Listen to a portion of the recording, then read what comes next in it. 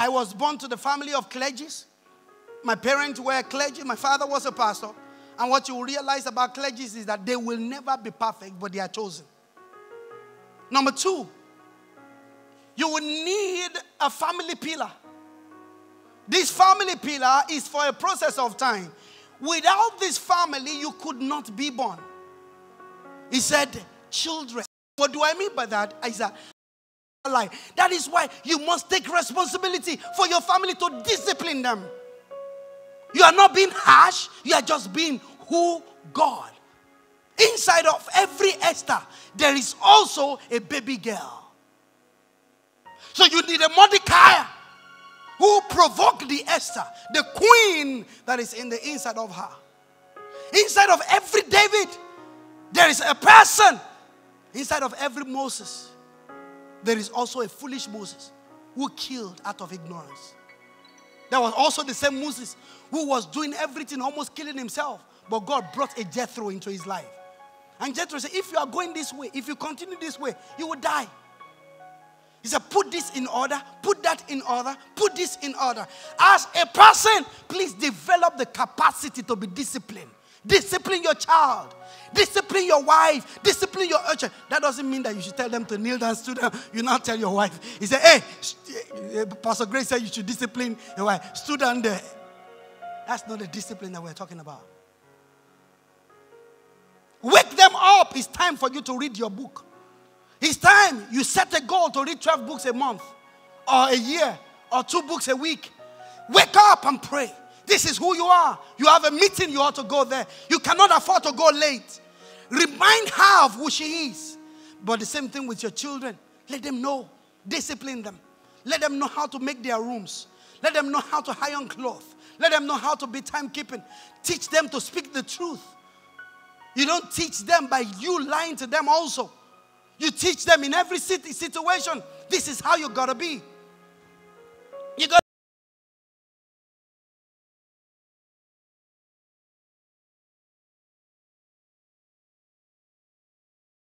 betting. 12.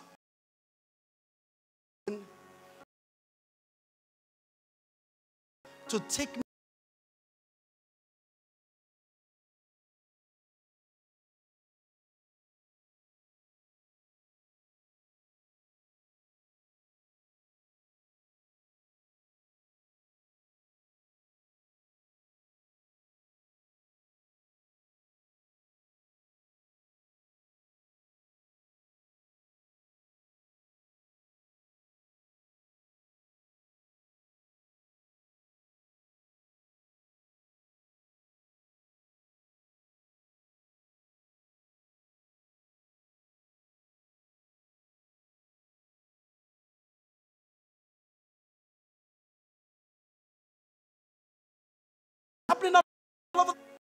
If you do not have good morning with your children, and please, can I say this to every parent? Ask your children with every sense of sincerity, did I have good morning with you? Am I having good afternoon with you? How can we make it up? Be partners with them. If you're in the evening time, how is my evening going? How am I doing? I say, is there any more things that you will want me to be? And when they are giving you opinion that are contrary to sound understanding, sound knowledge, please call them to order. I agree with that. But on this, I do not agree, but you may misunderstand me. So I will send you this book. Or read the book of Genesis chapter. Or read this story. Read that one. I'll send you an article. They begin to reason together with you. Remember, we are family in process. And the order of our life is glory. It must be working for you. It must be working for your family. Things must always be progressive. And lastly, Psalms. I wanted to give one more point, but I don't think we have this time. Psalm is over all. Consistent in value. Consistent living principles in our family. This is what we do. This is what we don't do. If your family allows dreadlock, let it be dreadlock. Make it a standard. Not that you allow it with one child, you don't allow it with another child. If your family accepts coiling the hair, just make it If your family allows mortgage or whatever, let the family know this is what we stand by. If not, set the principle right. Number 2, your family must be consistent in love. Please understand this. Please understand this. Your love must be so consistent, irrespective of what happens. Let me say that again. Your love must be so consistent, irrespective of what happened. How do I mean by that? The fact that your child failed or your spouse failed or made mistake does not stop your love. Love is not based on what they do. It's based on who you are. Love is from God. It's a seed that you pour out. He said, whilst we were yet sinners, what happened? Christ, he loved us.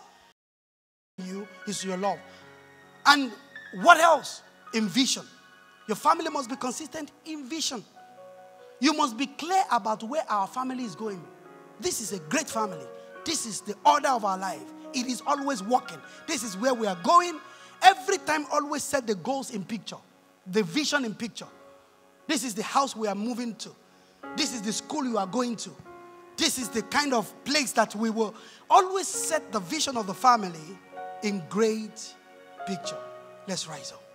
Have you been blessed at all?